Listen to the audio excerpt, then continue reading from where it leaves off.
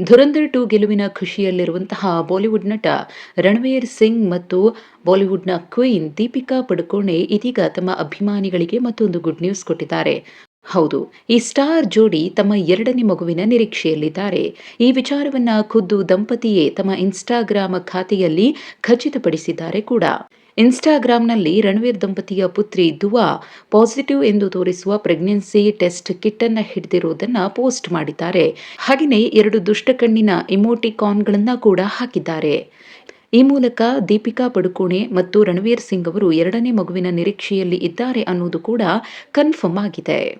ಇನ್ನು ದೀಪಿಕಾ ಮತ್ತು ರಣವೀರ್ 2018ರ ನವೆಂಬರ್ 14ರಂದು ಇಟಲಿಯ ಲೇಕ್ ಕೊಮೊದಲ್ಲಿ ಅದ್ಧೂರಿಯಾಗಿ ಮದುವೆಯಾಗಿದ್ರು.